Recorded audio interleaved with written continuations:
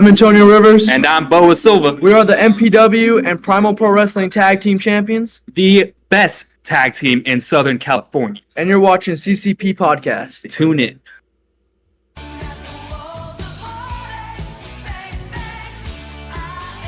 What is happening, friends of CCP Podcasting? Welcome to Beyond the Bell Live. I am Chris Page, and do not adjust your television sets because I'm not being joined by Cadie Tre by Ramsey. It's not John Cable. It's not No Game Unturns JB. It is the man from the Netherlands, of the man of 1,001 gimmicks, Gimmicky Goth. Welcome back to Beyond the Bell, sir. How are you? I was just, I guess I was the last man on the list of people who could join you up for the show, and I'm happy to do so. So I'm doing great. Yeah, listen. You don't usually pull triple headers with me, but you have pulled the triple header with me all day today. And this morning stream, exactly. At Palazzo and Beyond the Bell at noon, and now you're back here this evening. I'm surprised that you're still awake in your old age, but I'm happy to see you, and I know that I'm surprised too. I know that you're looking forward to this one just as much as I am. Before we get too deep and we get started and we get into our show today, guys and gals, you know what's coming. That is right, November 22nd, CCP Podcasting. We are throwing our name into the professional wrestling ring, if you will, as we are holding our first show. It's entitled Chapter 1 Genesis, live in Orlando, Florida. Tickets are on sale now via Eventbrite, and if you want to, you can come out and join us. It'll be fun times. Goth, we've already got some announcements of talent. I just want to run through it real quick. I've announced that the Natural Born Thriller, Alex Bryant, Orangeburg, South Carolina's own, is coming to Florida. He's going to be here live on the 22nd. We've also got Mo Malik and Destin Johanna tag teaming up for the first time in a hot little minute here at CCP Podcasting's Genesis Chapter 1. Georgia's 2023 Wrestler of the Year, Skrill the Great, coming to Orlando, making his debut with us right here at CCP Podcasting. And, of course, your favorite, Matthew Ennis, who is sponsored by the Throwdown with Matt over on Instagram. He, too, will be in attendance. And as we announced earlier today, Rafael Delgado, AMP Wrestling's Ultimate Champion and Grand Champion of Mero Pro, or it could be the other way around. We call him the Ultimate Grand Champion. He's going to be in the house on the 22nd, defending both championship belts. This is going to be a fun show. It's going to be a great opportunity for us. It's going to be a great opportunity for you guys. If you want to join us and you want to get in with what we're doing, come out and check out what we have going on the 22nd in Orlando. Goth, this is a pretty big deal for us. What are you thinking? I think this is the highlight of the year for me. I mean, this can't go better. This can't go better than this. I mean, I'm looking forward to it. I'm excited. We've got a lot of announcements left to come. We've got a pretty big show that's going to come your way, courtesy of us here. We're going to put our monies where our mouths are. We've been doing independent wrestling for the better part of 2.5 years. This has been something that we've been working towards, and it's something that we're going to finally be able to produce and put out there. It will be filmed. You will be able to see it. It will be a good time, and we are tied into at least 3 chapters, so you'll get 3 shows from us, guaranteed. That is in November. Let's get into tonight. Why we're here. Oh, yeah. Been waiting on this one. For about the last 2.5 years, we have been following along with Riot City Wrestling monthly. It's what we call destination television for our channel. When they have a show, we are not far behind checking it out and making sure that we stay on top of what they have going on. One of the individuals that caught our attention, good or bad, for me it started off bad and has turned into something very good, is our guest today. This gentleman went on a massive losing streak, and I'm talking massive. Yeah. All it takes is one fantastic story to change the perspective and change the dynamic of what someone's doing. Our guest today just had that, and we had the opportunity to follow along with it as it was happening, as it was moving in real time. Led to some of the best reactions I think I've ever given in the history of our channel. Let's waste no more time. Ladies and gentlemen, welcome to Beyond the Bell Live, the man himself, Mr. Cliff. What is happening, dude? How are you? I'm good, thank you. I'm very good. I can't help but notice to start, you said that John wasn't here. Yeah. No. Which is a big shame. Yeah. He doesn't have a whole lot of nice things to say about you. You got anything you want to say to him? Because he, has an opportunity like everybody else to be on these shows and is not here to even remotely speak to you. I think that's pretty fucking disrespectful, but that's just me.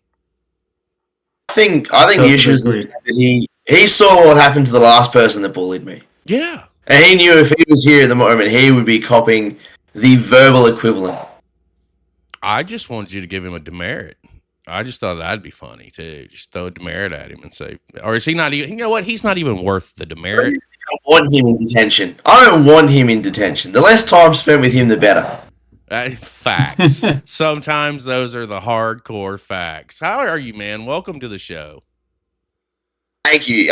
Really glad to be here. It's like I was saying to you earlier before we started. It's great to know that, and just crazy to know that someone on the complete opposite side of the world has just become so invested in what I'm doing. And not in a weird way, I promise. We just get soaked into professional wrestling on the independent scene. And, truly, while, you might think that it's mind-blowing, and kind of maybe it is, because I haven't really thought about it from that perspective, but ultimately it's your work. You are responsible for drawing us in, right? Like, so, and me, what makes me a little bit different is I'm in my mid-40s, but I was wrestling 20 years ago. Like, I was on the indie scene myself. So, like, I do see things from a different lens, and I do look at things from a different perspective. And I always tell guys, if you can make me invest in you, then you're doing something right. And that is fucking incredible. And your character work and how, from the time that I first saw you to where we are now, it has been such a now that I sit back and I really look at it, it has been such a wonderful ride that I could not be happier to take, because you have me emotionally invested in what's going on. So it's a pat on your back, bro. You're the one that's out there doing it, and it's you and Riot City and other companies like Adelaide Championship Wrestling, where I've seen you at before as well. You're doing good shit, and it needs to be seen. Yeah, I mean, it's definitely one of the big focuses we have down here is the storylines and the storytelling. Whether that's the storytelling within a match, a storyline, a show. Like on the independent level, people don't care about the moves that you hit in the match. You can have a spot fest, but people remember the stories. Yes, 100%. And invest in the story. First, we go over to the chat. I totally agree. Shout out UK Paul, I see you. Ranger Wrestling, what's going on, brother? He's down from your neck of the woods. Is in chat. Guys, if you have any questions, feel free to drop them. We'll get to them. We'll work them in, I promise. Goth, just stepped up. You dominated the first couple of minutes because, first of all, fuck John Cable because he didn't bother to show up and be here. And that just led into something else. But why don't you go ahead and welcome our guest here today, and we'll get started. I just want to say thank you for being here. For me, you have turned into a cult figure status type of character, wrestler, and I appreciate you being here. And I also want to say fuck you, John, because I took so much liberty to connect you two with each other, and now you bail on us. Fuck you, John. That's my response to John Cable. But I just want to say thank you all for being here. I've been such a great fan of yours for your work since we started with Riot City Wrestling, and it's a boyhood dream come true for me to be here and sit with you talking about wrestling, and I'm looking forward to spend an hour with you. Thank you as well for taking the time. It's a pleasure to be here and be with you guys. Well, let's dive in, man. Let's get started because we have a lot to talk about with you. And initially, I like to start at the beginning because, professional wrestling intersects with people at different times of their lives and different aspects. So for you, where do you fall in love with wrestling? Where does it intersect with your life? So as a kid, fell in love with it, had sort of friends, like So here you had to have like your paid cable to watch wrestling on TV. Didn't have that. Had the mates down the road and stuff that did. So started watching wrestling at their houses, and friends took when I'd go to other people's houses to watch it. And then started like pestering parents for DVDs and action figures and all that stuff. Loved it as a kid, and then sort of once I hit high school, it wasn't the cool thing, so sort of disassociated from it and cut it off for quite a number of years. And then grew up again, became an adult, and went, actually, I can like that. Started going to local shows again. Eventually, through going to a couple of shows, became friends with one of the workers, and then from there started going to more shows. Eventually started going to Riot City shows, found them, and then through befriending a couple of the guys, started helping out after shows, just with pack downs and stuff. It was just around the place. Before I'd even started any sort of training, saw that Riot were doing tryouts, and they were always on a Sunday, and I grew up playing soccer for most of my life, so they were always on soccer days, so I could never make it to tryouts. And then one night went to this particular wrestler's housewarming party where there was a lot of the other wrestlers, and some of them weren't too fond of me being there because I was still just a fan, a mark at this point. I particularly remember walking into the shed, and there was a number of them there down under, seeing me and just saying, "Who the fuck invited the mark?" Why can I picture him fucking doing that too? Yeah. But it was actually Cadie Tre that I spoke to a bit that night, who really encouraged me to get to a tryout and give it a go. And eventually there was a tryout post soccer season that I went, you know what, stuff it, I'm gonna go. And actually before I went to that one, I signed up to another smaller wrestling school that was around, just to get an idea of some fundamentals, some basics going into the Riot tryouts. So I wasn't going in completely blind. And I think it paid off in the end, because I got in to Riot just. Actually, it's another funny story about the journey I started. Chris Basso was one of the people making the calls on who was in and who wasn't. Mm-hmm. And to him, I was a no. Oh, how dare him? He wasn't. Because he knew what I was going to do to his brother. Yeah, fucking right he did. He had a premonition. Final Destination's a theme. It was... Yeah.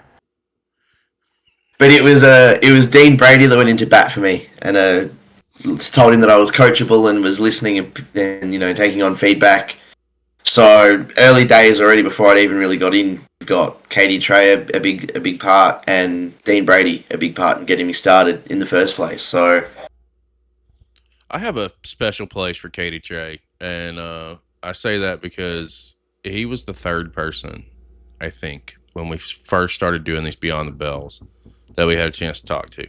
Red Shaw was first, and Cadie Tre was third. Yep. And I think Angus was like fifth. So within our first 5 episodes of this particular Beyond the Bell show, we had 3 guys from Riot City Wrestling on. And why Riot holds such a special place for me, legitimately, and I mean this sincerely, when I made a pivot on my platform, I was working with a couple other guys, and I think I told Jimmy C this too. I was working with a couple other guys, and what we were doing just wasn't working. It wasn't fun. I wasn't having fun. It felt like a second job. And I wanted to do indie wrestling. And they were like, well, what do you want to do? So I said indie wrestling. Well, one of them said, that's fucking stupid. There's not a market for it, blah, blah, blah, blah, blah, blah. And I was like, well, it's not about the market. It's about having fun. Literally threw a dart at the map. On my wall, had a big map. I threw a dart. My aim was so bad, it landed in Australia. Gotta think, this is a big fucking wall map, bro. Like, it's massive. So my aim was so bad, or I was just stoned, one or the other, and it landed in Australia. But it turned out to be the best fucking thing, because that's how we came into Riot City Wrestling. And then it just grew. So I credit this platform. I credit it to Riot City, because if that wouldn't have happened, there's no telling what would have changed differently, because one trajectory here or there can change the entire complexion and momentum of what you're doing. But I firmly credit Riot for this platform even being a thing, and then how instrumental some of the guys were for us getting started. So when you say Cadie Tre was instrumental in you nudging you in the right direction, saying don't give this a shot. Like, people may hate the guy on TV, but dude's aces with me, because like I said, he didn't have to come and talk to us. He did. Yeah. And then look at what happened. This has turned into, I think, your episode 85. I'm not sure. I lost track. But it's turned into such a fucking great thing. And it started with Riot City Wrestling. And then, I think the world of Dean Brady, too. I think that guy's had the best 2024 of anybody heading into 2025. And he's had a pretty good 2025 as well. And to see that he's stepping up to the plate and saying, give this guy a shot. First of all, Basso, shame on you. When you get into, we're gonna ride on him. Yeah, we are. Damn that guy. When you get into training, like, what were some of the difficulties that you had, and the difficulties and what came easy to you? Like, an example for me was footwork. It took me a hot little minute to get that piece of that puzzle together, but when I did, I did pretty well with it. What were some of your difficulties and what were some of your strengths? Strength wise, because in soccer I was a goalkeeper for a number of years, so I had the willingness to kind of throw myself at the floor. So there wasn't heaps of hesitation on bumps and things like that. Big one was pacing when we started getting into like working spots and matches and things. Was just going too fast, too quick. Yep. Trying to rush through stuff.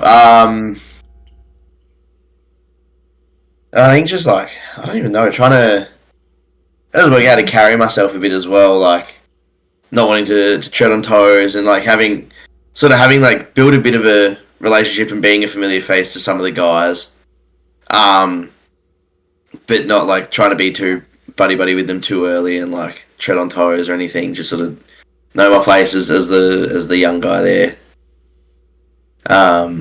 as well, sort of outside of the wrestling part of it, I suppose. Garth, let me circle around to you. Will you get any questions on what we've talked about here in the last few minutes?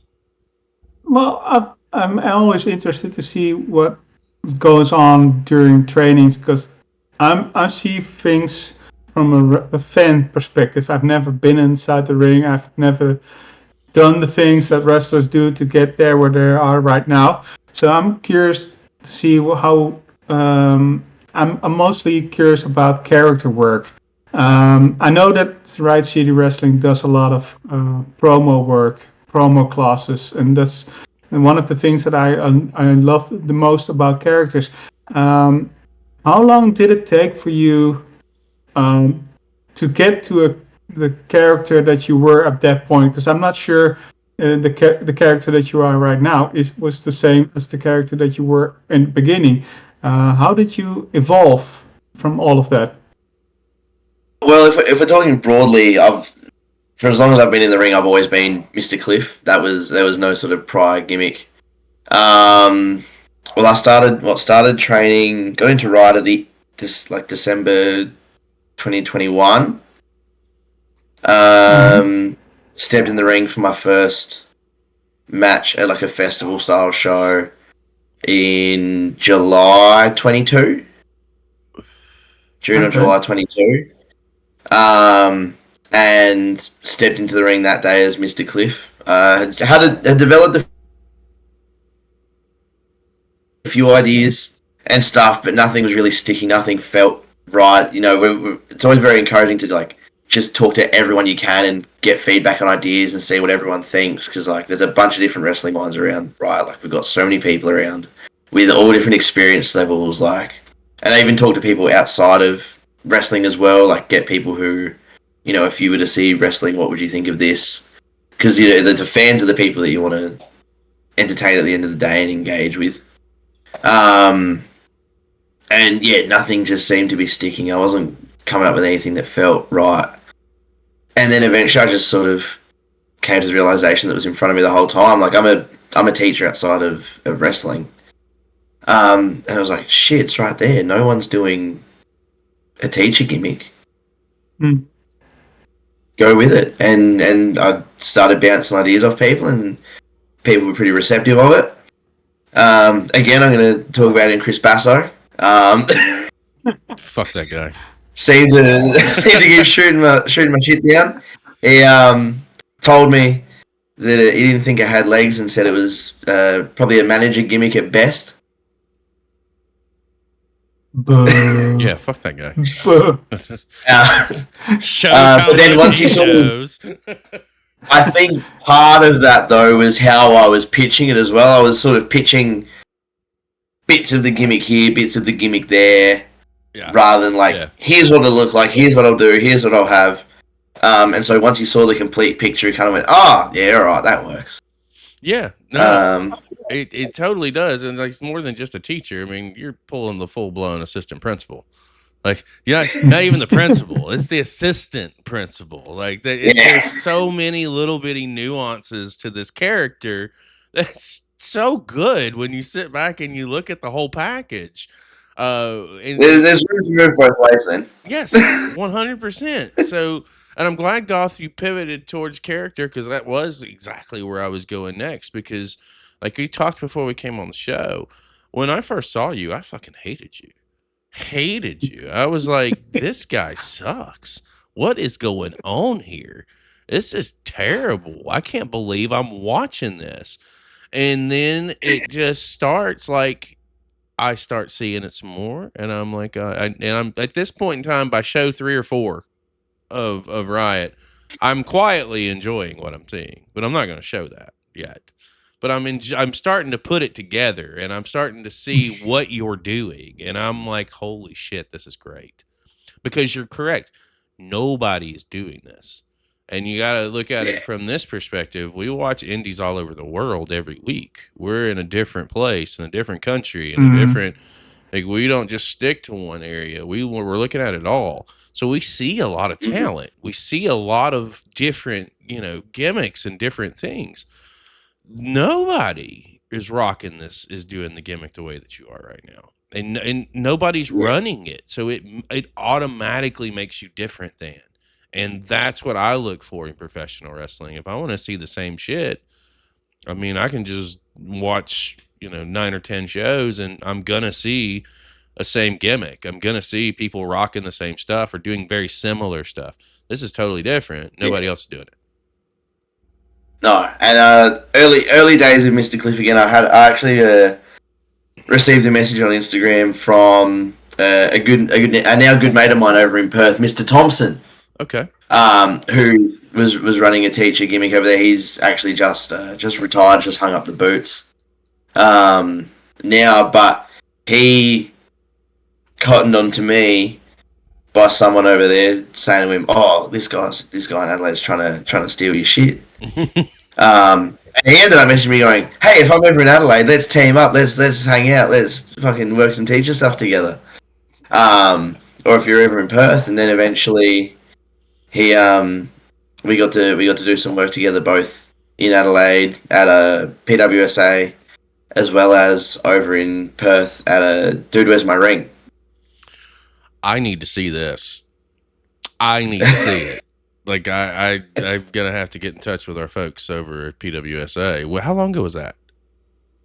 That would have been maybe 2023. So just when we came into Australia, roughly. I will do some digging and see what I can find. I reckon I saw the show again. I was watching some old stuff back. Yes. I'll find it. We I'll need fix to it up. see that. We've got old Zach Sabbath popping in chat, and unfortunately he says, "Oh no," he says Cliff sucks eggs. Boo. He loves me. I know. I mean, who could not love Mr. Cliff at this point in time? Let's be fair. I know one person. Yeah, Two, I guess. Well, fuck that guy. So we need to He's tell not him. here. He had the opportunity. Yeah. He did come back and say that's yours, boy. Shout out, Zach, man. I'm glad to see you. As we do get into some of this really good character work, because I think that's a big piece of what drew the characters are what really drew us into Riot as we were going, and then of course the ring work matched what we were seeing character work wise, and it was just fantastic to see. With the evolution of Mr. Cliff, right? You came in, not a fan favorite at all, and in Riot you start what turns into this very interesting losing streak. And when I say interesting losing streak, it leads to what I call a crowning moment at Riot 300. But before we get to diving into that and that particular story, as you're honing in Mr. Cliff, what does this look like when you're, because as you're going out and you're listening to reactions and you're trying to, get your mannerisms down to figure out what this is, and how are you going to wrap your arms around what you're portraying? The road along the way, what were some of the learning curves as you're putting together the package of Mr. Cliff?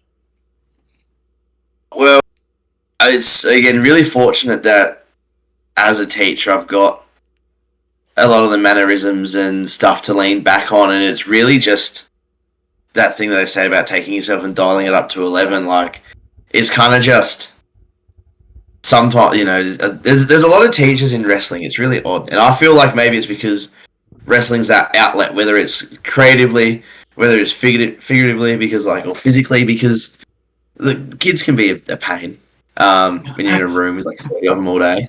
Mm-hmm. And you got to treat them kindly, but sometimes you want to yell or something, and being able to just go and just yell at the crowd and yell at people and hand just forced attentions on people and swing rulers. It was really just I like to describe it as behaving the way that I can't get away with in the class. Well, I don't want to get hit by a ruler. I think that would hurt a little bit.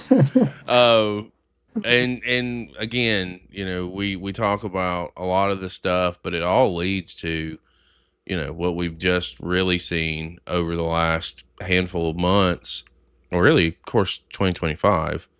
You get pulled into this old guard deal, and they start bullying my boy.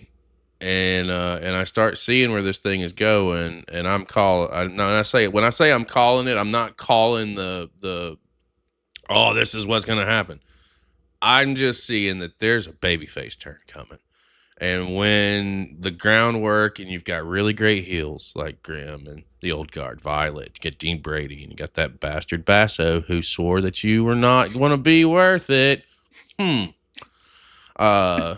the helm here, it's almost a natural progression that this thing is going to pop, and it's going to pop hugely. And this is not just something that happened overnight. This was months and months of storytelling.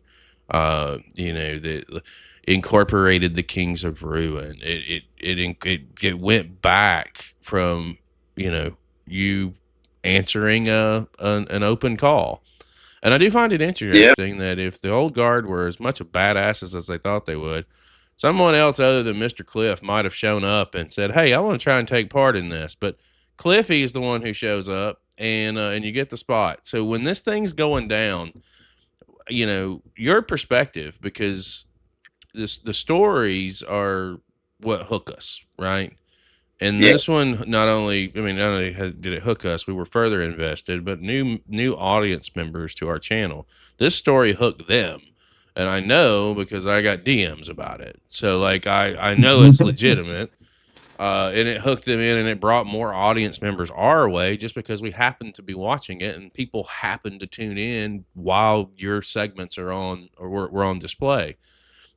What was the story like for you? And kind of knowing to a degree what could happen here with a big win in some form or fashion. Obviously, being able to see and feel the change in the crowd as well. It was one of those things where a bit I was like, I'm so hated. I don't know if this is even going to work. Just having been booed for that long and hated, and I was just like, I don't know if we're going to get them.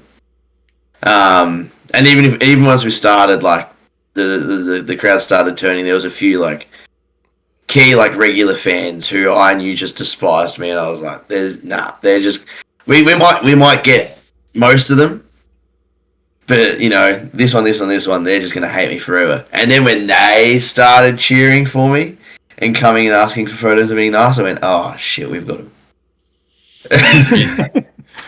we've got him. It's funny though. It's funny to hear this because this earlier today we had a conversation for the second Johnny Palacio from South Africa. The first time that we talked to him, he was a huge heel in South Africa, and they also the owner, who was at that point also a wrestler, had an idea to turn him babyface, and he was like, "It's not gonna work. I'm the big bad heel. How can you do?" He's now the biggest babyface in that company, and he cannot do anything with turning that could turn him heel. So it's just amazing to see the similarities between you and Johnny Palacio from two different continents, talking about the soul situation, how somebody turned from heel to babyface. I love it. And even in terms of the losing streak, the storyline of just the losing streak itself didn't become mentioned until I think about 30 odd losses in, when I finally brought it up in a post match. Until then, it was just it's just another match. And then I kind of cottoned onto it. And I was like, well, hang on. Since I came out and lost to Redshaw in 29 seconds, I haven't won since. What's going on here? The streak. It's a little underlying nuance to your story, and sometimes, like I was about to say with Goth, it is when he's talking about the reaction of the crowd. Sometimes the best things are, in my opinion, is the organic things. It's what you don't plan that turns into some of the best stuff. And like there's with this particular story, like there are times that I was like, oh, we got to pull the trigger. Mentally, I'm not. We're not going to say it out there in a final thought video or anything like that. But when we go off the air, we have conversations, and I'm like, man, there was a point where I was like, they got to pull this trigger. They're going to miss. It's going to run too long, and they're going to miss. And I was getting fearful there for a second, and until I saw it happen, and then I went and I heard the crowd, and I went, oh no, we're right where we need to be. Because this is about to be something special, and we're going to get the opportunity to sit down and take a look at this and experience it. And, what we do, or what I have to do with Riot, is I do know when the shows are, right? So the week or two after, I have to mute Riot on social media so I don't get spoilers. It could be a couple of days after the show with Riot before we watch it, or it could be a couple of weeks. Like, I haven't seen the last one yet. Like, what just happened, just came out. So I haven't seen it yet. So they're muted on social media until I watch the show, and then I can go in and unmute them because I don't want to be spoiled. Because to me, I feel like the fun is being organic with the reaction of what we're seeing. Yeah. I don't like being fake, and I always say people can see through fake. Now, I did know going into 300, I knew that you pulled the win because I didn't mute you. I forgot. And so I did see the post match picture. Of course, to me it's eerily Sandman with the ruler over your head. And I just was kind of like, all right, so I know it happened. I didn't know how it happened. And going into the show, we get to your match with Grim, and man, like you took a shellacking. Like, the match was well paced, and it did what it needed to do as far as to get to the finish and get to the end result. Like, I think you only hit a couple of body slams before you got to the finish. The DDTs. Yes, just DDTs. DDT after DDT. Yes. Yeah. Okay, so it was the DDT spots. But I thought that the match was well put together, and then we got to that finish, dude. I'm not going to tell you, you saw the reaction. I threw it out there. I don't give a fuck. I lost my shit. That didn't happen often. But I straight lost my shit. And in such a good way, because I was, again, even knowing at that point that you're about to pull this win, but not knowing how it happened, I was expecting a fluke. I was expecting something to protect Grim. Nah, bro. Grim went out, took the finish, clean and clear, 1-2 definitive victory. And I was yes, sir. So let's go back to Riot 300, and you're in the ring, and this is the biggest crowd that I've seen inside. I think this was Big Shed, right? Was it the Big Shed Brewery? Yeah, it was the brewery shed. This is the biggest crowd I've seen inside the Big Shed. It was the biggest crowd I've was in front of. Take me back. You go going in. What's going to happen here? But the reaction from that crowd. Let's take it from the 3 count.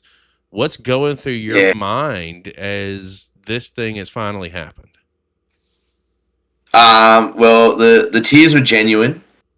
From me, I know there was a few other people around. Other people involved, fans. Like there was a few tears from a few people. And I think it was just part of it was the emotion of the literally 1,000 days of build. It was genuinely 1,000 days since that first match against Redshaw, where I lost in 29 seconds. It all lined up so perfectly. We were talking about pulling the trigger before and whether we were going to lose it. It was just this big full circle. It was 1,000 days. It was us at OB300. It was like the 50th match. It all just lined up so perfectly for the night. And I think it was part of it was just getting the win, hearing like the crowd and how loud they were for seeing something that I had done. Just was stoked with the match itself. And then I stand up and I go to the corner and referee Michael tells me just to wait there. I was like, what do you mean wait there? And from the crowd he's plucked, you would have seen the photo of me, or maybe after with the t-shirt. Clipping the match shirt. That was made up by my mum. She got those made up as a surprise. So they're currently limited 1 of 10 in my possession. There's 10 in the world at the moment. I totally know. I'm looking at getting a run organised, and once we can ship to the States again, we'll sort something out. Yes. Actually, you may not have Europe to ship too, to the please. States. Please. Europe's fine. There we go. We can get to Europe easily. You just need to hold on to it to 2026 because I am coming to Australia. I'm coming specifically for Riot City Wrestling. That is happening. You just need to hold on to one of them. I've got to link up with Jimmy and Mr. Basso and get a calendar so that I can pinpoint when I can get there. And everybody that I've talked to, Red Shaw and a couple other guys behind the scenes, have been like, oh, you need to come for the Fringe. And I get that. That's great. I don't think I can stay in Australia for a week. I think I'm only going to have a couple of days, and then I'm going to have to get back over here to the States. So I'm going to have to do a show that is, one of the bigger shows that's either at the community center or at the academy. I don't care. Like, I just want to come and support you guys. As I truly feel that our platform would not be what it is if we didn't stumble into what you guys have going on. And I think that everything happens for a fucking reason. And with our growth and where we are as far as independent wrestling as a channel and where we're headed and the relationships that we've made and that we continue to make, it's only the right thing to do is to get back out there and at least come and say thank you personally. And we'll do that. Like, I've already got the tickets. Well, I ain't gonna paid for, but I've got the money set aside for them for next year. I just gotta get with them and come down.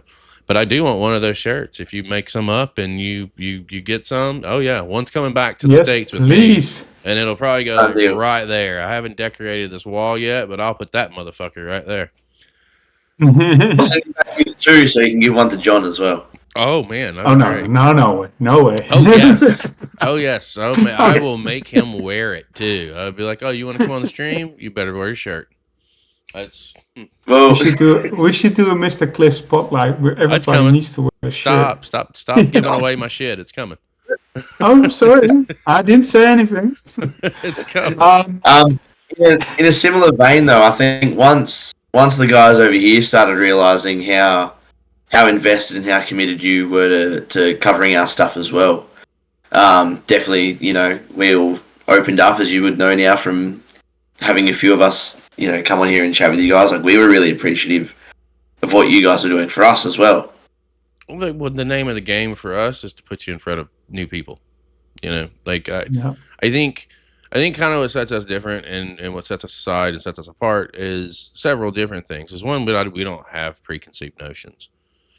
Whether we were not being viewed or are being viewed, we're still gonna fucking watch our professional wrestling. We're still gonna talk about it. We're still gonna do it.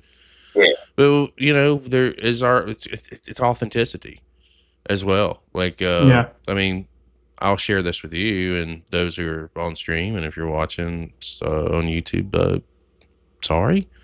Our money that we make, man, we put it right back into the independent scene. So we are totally a nonprofit. Like, and if I don't have a GoFundMe or somebody that has gotten hurt that needs some assistance that we can donate our funds to, we start sponsoring matches, or we start sending money to companies as a donation. Like, hey, here you go. We've done that with Riot. We've sent them, funds and said, here, this is just a thank you. Because, like, we understand and we get it and we appreciate what you're doing. And, there are companies that can be dicks about us watching their content, and have been in the past. Not Riot. Yeah. Not one time. No, not one time has anyone there come at us and been like, don't fucking do that or any of that nature. So it's just kind of like, yeah, this is something that we are invested in because we, not to say that and put it back on you guys, but you guys are the ones who put us there. You guys are the ones who drew us in. And to take it a step further, even with companies here in the States, when we talk to cats over here, they ask me off air all the time, who should we be watching? What kind of, you should go watch Riot City Wrestling. Literally, the first company that comes out of my mouth. You need to go check out Riot City Wrestling. And then that will take you into other areas and other ways to go down, because Riot led us to Adelaide Championship Wrestling. I saw that through Redshaw 2 years ago, and then lo and behold, when I tune into that, who's the champ at the time? Fucking Mr. Cliff. And I was like, wait, how is this guy job guy number one in Riot City and running with a heavyweight championship over here? I have to see this. And I saw the contrast, and I saw like the different work rate and how you would work over there as the champ versus how you would work in Riot City. And it led from there. I'm not kidding. I think Pro Wrestling PWSA was next. Like, they hit us up. It was like, hey, we see you watching Riot. You want to watch our shit? Sure, send it to me. It led to Renegades. It led to Pro Wrestling League. It led to Melbourne City. Pro Wrestling Australia, Wide Bay Wrestling. Like, I can probably list off 10, 12, 13, Wrestle Rampage. Let's say Wrestle Resurgence, Wrestle Rampage, another one. It led to finding all these different companies, and holy shit, not only did you guys captivate us in Riot, now we're starting to see that the country has got some really good fucking wrestling. And it turns into from one fed to, you guys need to stop sleeping on Australia, because the talent level here is very fucking real. So it does come back to all of you guys for looping us in and investing in, getting us to invest in you, I guess is the best way to put it. Yeah. Now I'm going into Fest because he's fanboying way too long. This is my turn. But what I like about I started watching Riot City Wrestling is the emotions that comes out of certain moments, because there have been moments that we've been crying literally. One individual who will not be named, right? I believe in one of the first shows that we were watching, and I feel like the whole Delta versus Team Brady match that they had at the end, or Delta went to the WWE. That was also a very emotional situation, and the whole, even though with the whole 50th match that you were having, that you won, I knew that you were going to win. For some feeling, I knew that you were going to win, but I was so emotionally invested because what if? And that's what I also like about all the other companies in Australia, that they put on matches, but they also create such a vibe that you are emotionally invested, and that's I do miss from other companies all over the world. Not everybody does that to that degree that Riot City Wrestling is doing, or the other Australian wrestling companies are doing. So I want to thank you for that. No, and it's one of those things that sort of drew it into us a bit. Is like you can have a match that's full of cool moves. And, you see it in the big promotions. You see it at every level. That you can have a match with huge move, with like a bunch of moves, but no story. But at the end of the day, people invest in the stories. Yeah, that's the one thing that you keep finding. Real quick, I want to go over to our chat. Oh, Mike Boomer's in the house, and he said, "No effing way, you did it. You got Cliff." And I want to tell Boomer, because Boomer's been Mike Boomer and I would consider this guy a friend. We have a lot of little chats on the side on Discord, just in general, just odds and ends. And he knows how long I've been wanting to fucking get you on the show. He knows, because I was just I want Mr. Cliff, but don't know if Cliff wants to fucking talk to me. Who knows, right? Like, you don't know until you ask. And then, I shot my shot, and I was like, fuck it. He's either going to say yes or he's going to say no. Thankfully, you said yes, because I would have had to do like a rejection walk or some shit if you'd have turned me down and told me no. I just said, who do you think I am, John Cable? You can tell him no. You don't tell me no. What the fuck? Shout out, Boomer, man. I hope you're doing well. It's good to see you, brother. Let's talk a little bit about other things that you've got going on. Winning this match at 300, we obviously know how much of a big thing it was for me. I think that clip got probably 2,000 or 3,000 views on it in the first 24 hours. It was fucking insane. For me, on our little platform, on our little corner of the interwebs on Instagram, it was just nuts. Well, let's talk a little bit about what you've got going on elsewhere, because I know that Adelaide Championship Wrestling, I know I brought it up a couple of times. You did have the opportunity to run with the championship there in the past, and if I'm not mistaken, I think I saw a announce announcement go out not too long ago. Or have you already had the match? Aren't you doing something with them coming up, or did you just recently do something with them? Yes, so currently at ACW, I have their Rise to Glory contract, which is pretty much their like Money in the Bank equivalent. Won that in a raffle in January. So I've been scoping out my opportunities there to no avail at the moment.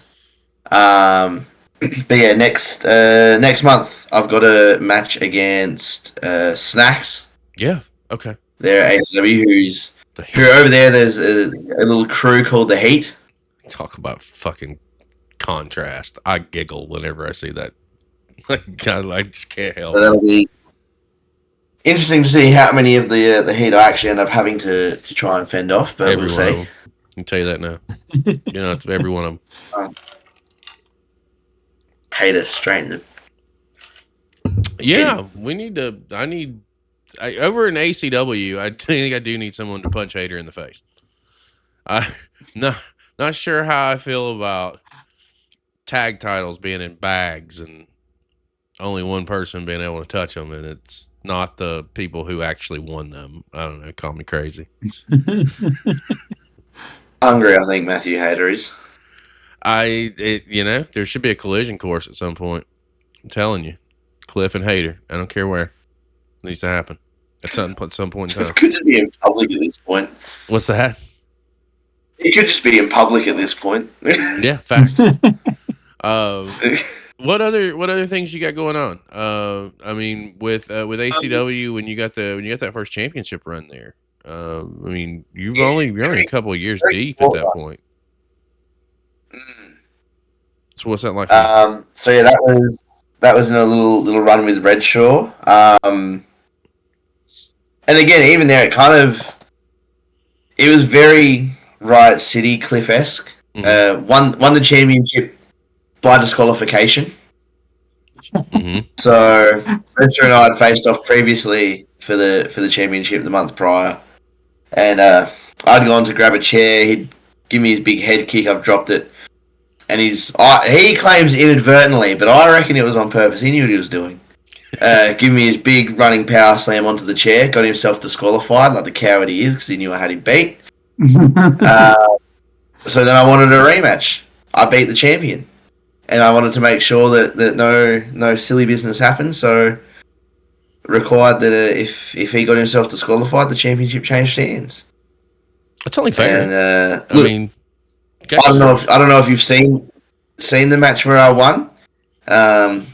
You might claim there's questionable tactics if you do see it, but I think the referee's call is always correct.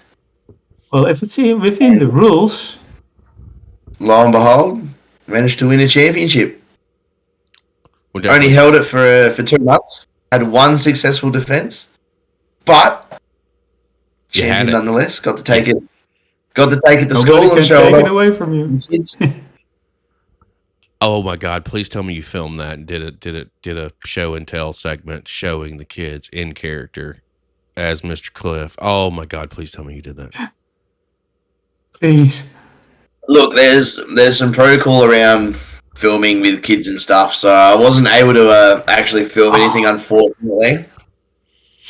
But the staff, my colleagues got around it just as much. Actually, they all wanted to have a hold and a photo with it too, which was very entertaining.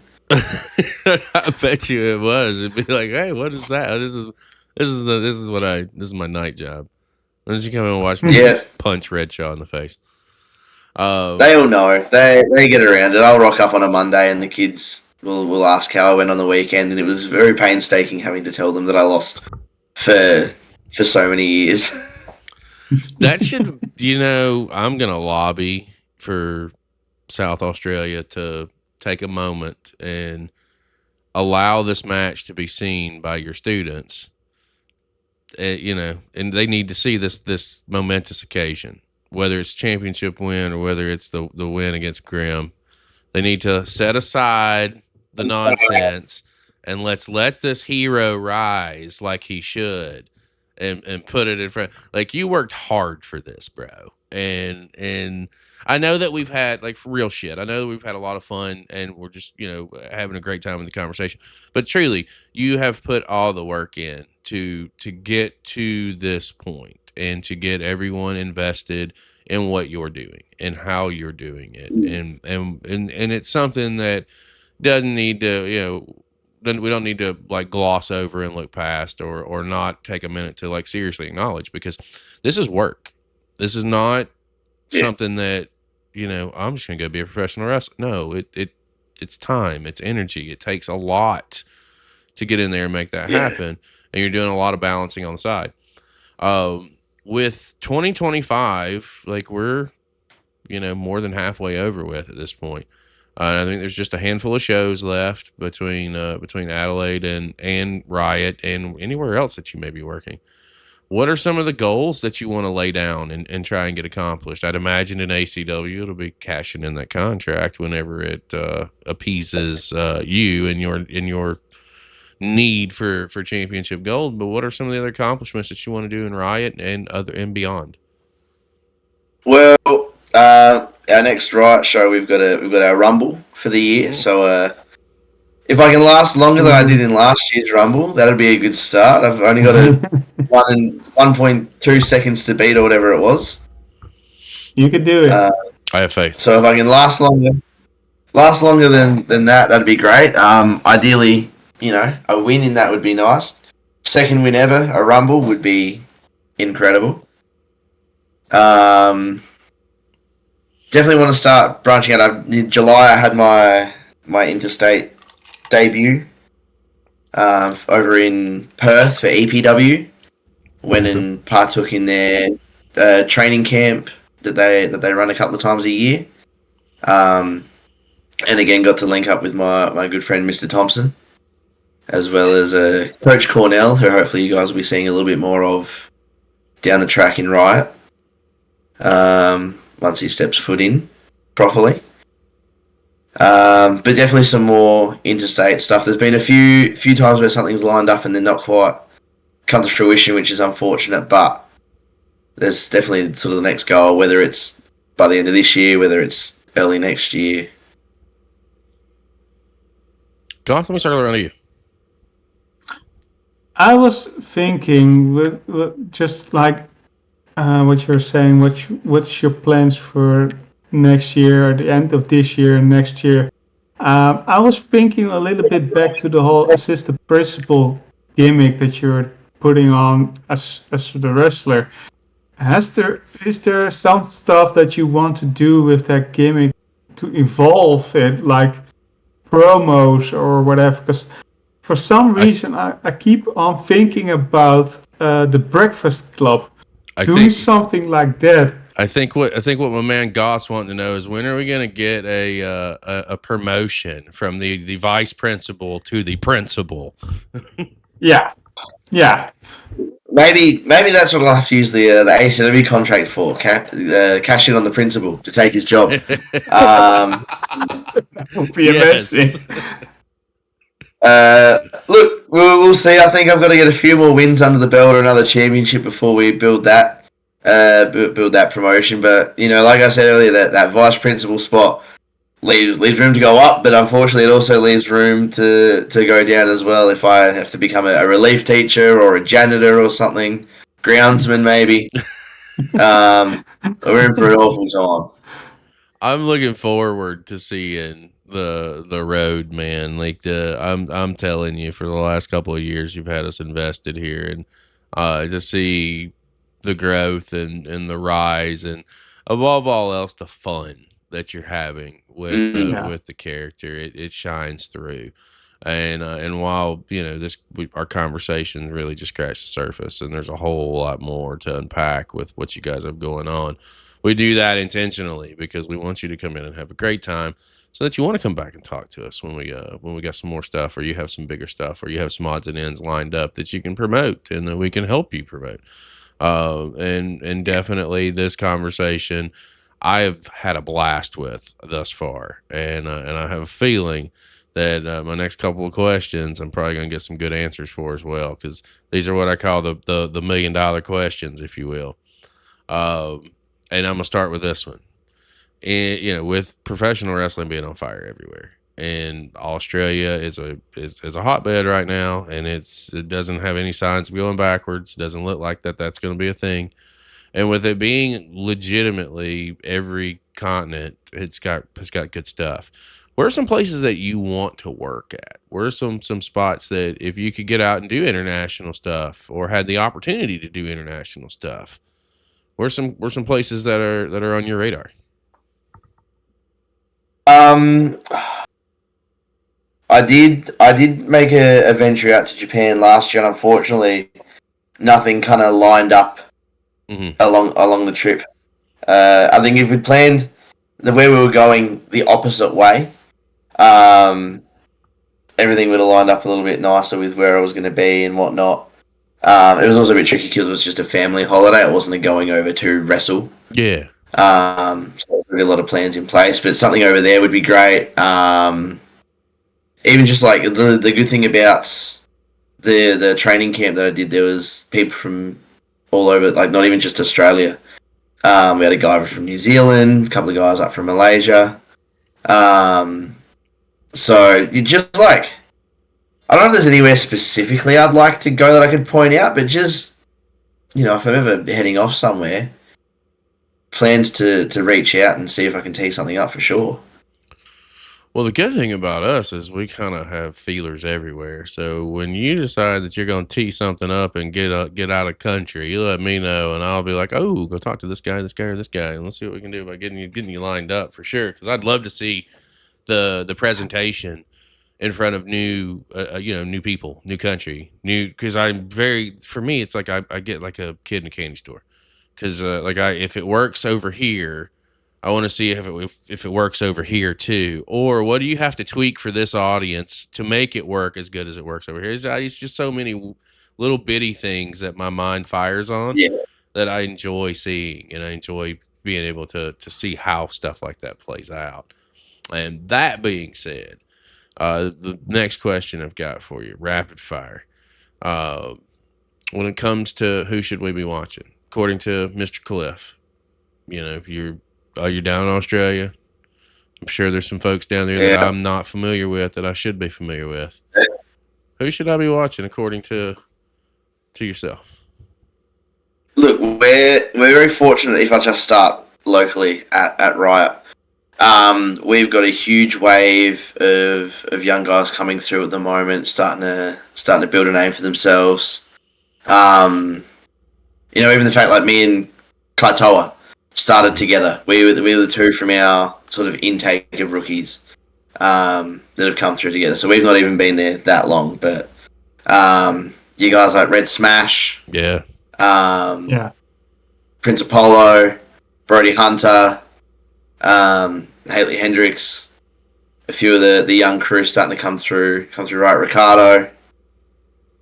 Ricardo's the only person I know who can go with a bow and arrow and shoot somebody and get away with it. He's a madman. He's insane. It's like Cliff's got the yardstick, but fucking Ricardo's got a bow and arrow. This is not going to end well. It's just as bad backstage because it's on his back and he turns and you always take an eye out. Yeah. Even when he's not trying. Yes, I've got my roller in front of me. Yeah. Saying, what if he makes an arrow out of the fucking ruler, man? Like, there's he's have to pay for a new one for me then. Exactly, but he could shoot you with it and he wouldn't have to pay you nothing. You got shot by your own yardstick. Live by the sword, die by the sword. A whole new meaning.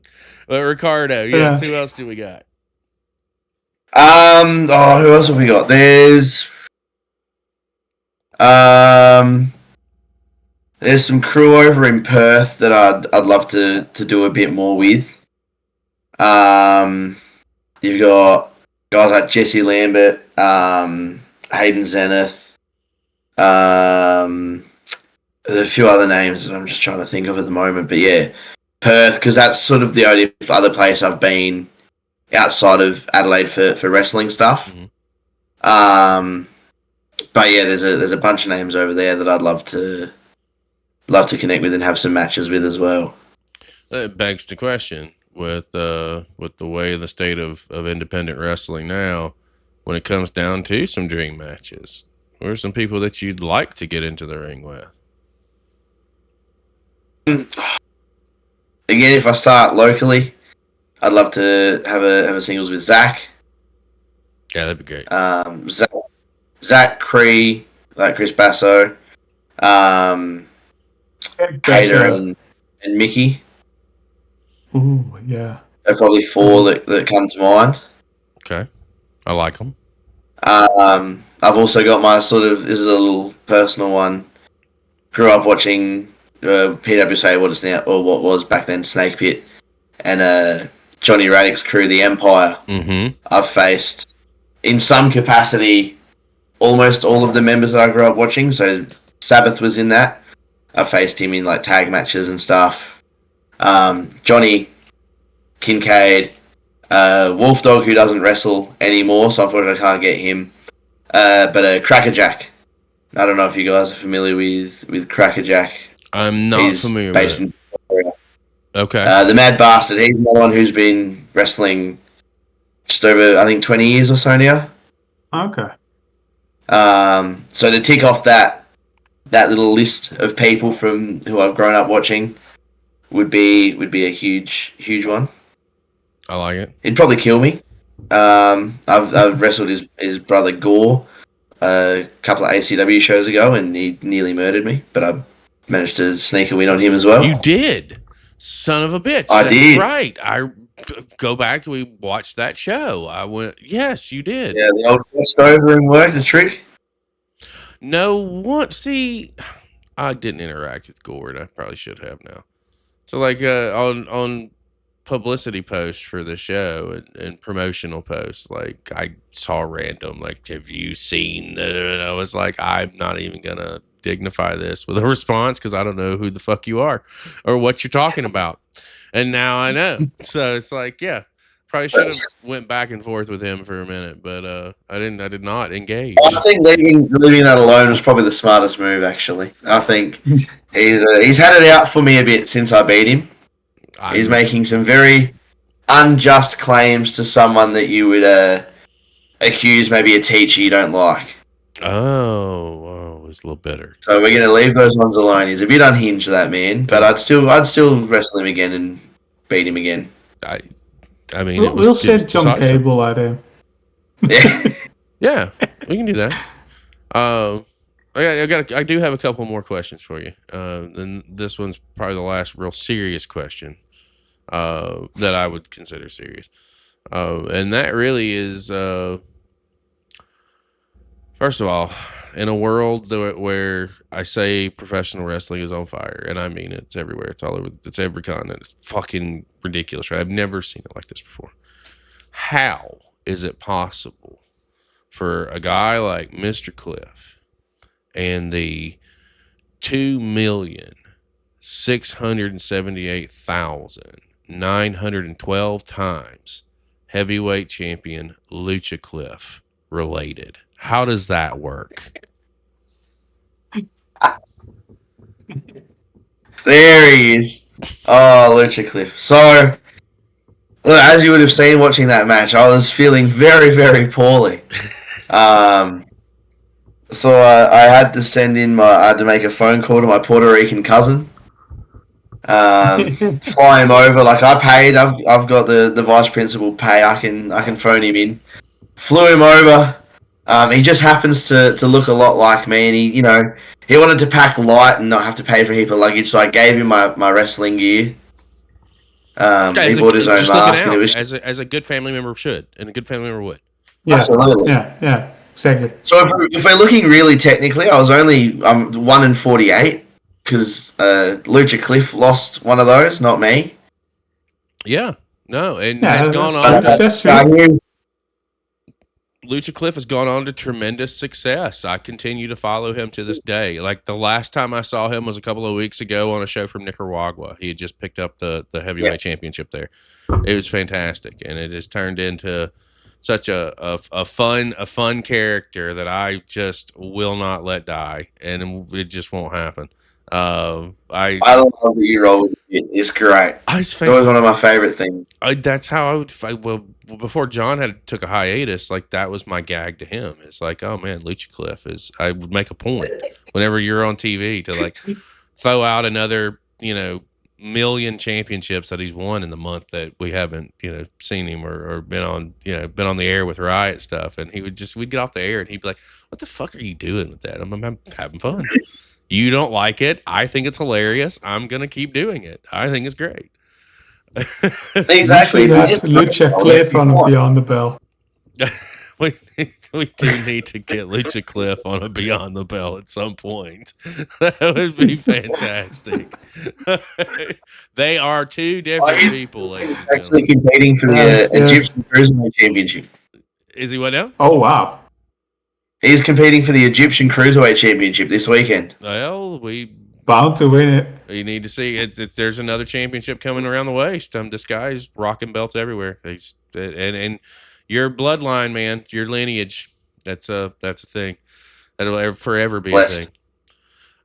Goth, let me come around to you, man. You got any other questions before we start winding things down? Well, you basically stole the whole Lucha Cliff question from me. So thank you for that. You just said something.